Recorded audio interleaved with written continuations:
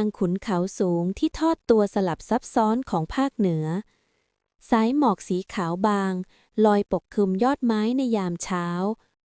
หมู่บ้านเล็กๆบนดอยสูงค่อยๆตื่นขึ้นอย่างช้า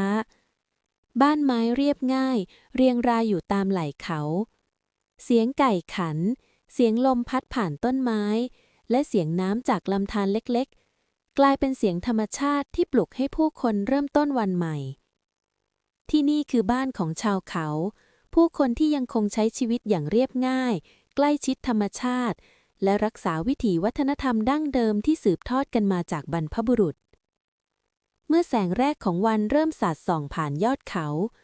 หญิงสาวชาวเขาหลายคนเริ่มเตรียมตัวสำหรับการทำงานในวันใหม่พวกเธอสวมชุดพื้นเมืองที่มีลวดลายปักอย่างประณีตสีสันสดใสของผ้าปักสะท้อนถึงเอกลักษณ์ของแต่ละชนเผ่า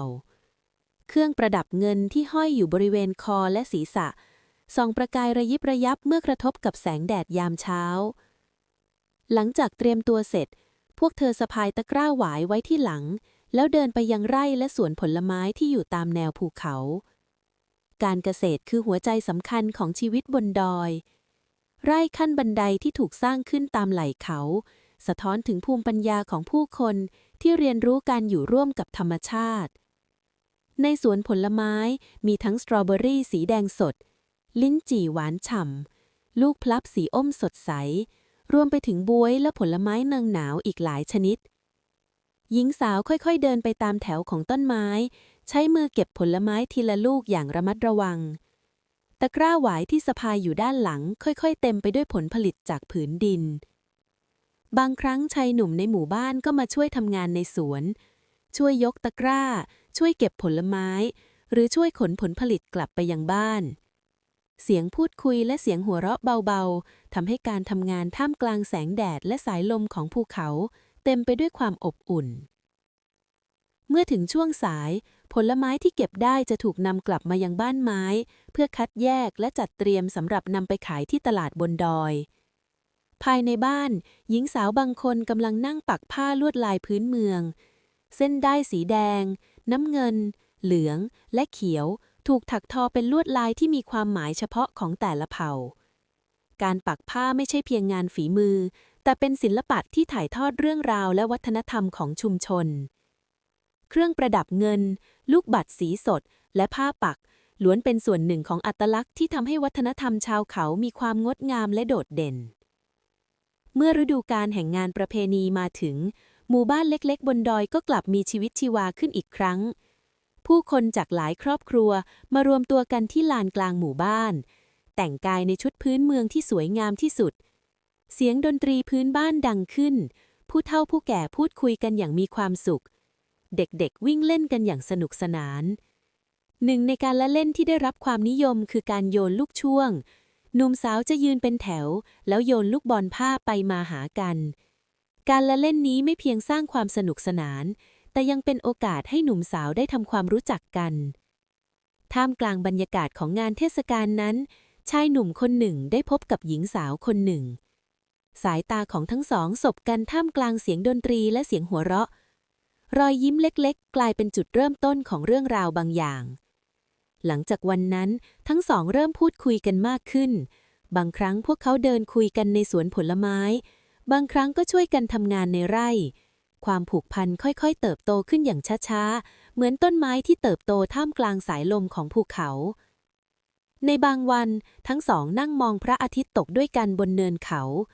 แสงสีทองของดวงอาทิตย์ค่อยๆลาลับหลังภูเขาทิ้งไว้เพียงท้องฟ้าที่เต็มไปด้วยสีส้มและสีชมพูช่วงเวลาเงียบสงบเหล่านั้นทำให้ความรักของทั้งสองเติบโตขึ้นอย่างเรียบง่ายและจริงใจเมื่อเวลาผ่านไปชายหนุ่มตัดสินใจไปพบครอบครัวของหญิงสาวเพื่อขออนุญาตตามประเพณีของชุมชนผู้ใหญ่ในหมู่บ้านมารวมตัวกันในบ้านไม้นั่งล้อมรอบพูดคุยกันอย่างอบอุ่นหลังจากพูดคุยกันอย่างเรียบร้อยครอบครัวของหญิงสาวก็ยินดีต้อนรับชายหนุ่มและเห็นด้วยกับการแต่งงานของทั้งสองการเตรียมงานแต่งงานเริ่มขึ้นทันทีชาวบ้านช่วยกันเตรียมอาหารช่วยตกแต่งสถานที่และเตรียมชุดแต่งงานแบบดั้งเดิมในวันสำคัญนั้นเจ้าสาวสวมชุดพื้นเมืองที่ปักลวดลายอย่างงดงาม เครื่องประดับเงินหลายชิ้นประดับอยู่รอบคอและศีรษะสะท้อนแสงแดดจนเกิดประกายระยิบระยับเจ้าบ่าวแต่งกายในชุดประจำเผ่าที่สง่างามทั้งสองยืนเคียงข้างกันท่ามกลางรอยยิ้มของญาติพี่น้องเสียงดนตรีพื้นบ้านเริ่มบรรเลงผู้คนเต้นรำและร่วมแสดงความยินดีเมื่อค่ำคืนมาถึงกองไฟถูกจุดขึ้นกลางลานหมู่บ้านแสงไฟสีอ้มส่องสว่างท่ามกลางความมืดของภูเขาผู้คนร้องเพลงเต้นรำและหัวเราะไปด้วยกันเป็นค่ำคืนแห่งความสุขที่เต็มไปด้วยความอบอุ่นสำหรับชาวเขาบนดอยงานแต่งงานไม่ได้เป็นเพียงพิธีของคนสองคนแต่เป็นงานเฉลิมฉลองของทั้งชุมชนเพราะที่นี่ทุกคนคือครอบครัวเดียวกันแม้โลกภายนอกจะเปลี่ยนแปลงไปมากเท่าใดหมู่บ้านเล็กๆบนดอยยังคงรักษาวิถีชีวิตดั้งเดิมเอาไว้วิถีชีวิตที่เรียบง่ายใกล้ชิดธรรมชาติเต็มไปด้วยความรักความอบอุ่นและความสามัคคีและท่ามกลางภูเขาสายหมอกและท้องฟ้าที่กว้างใหญ่เรื่องราวของผู้คนบนดอยก็ยังคงดำเนินต่อไปเหมือนสายลมที่พัดผ่านภูเขาเหมือนดวงดาวที่ส่องแสงในยามค่ำคืนเป็นเรื่องราวของชีวิตที่เรียบง่ายแต่งดงามอย่างแท้จริง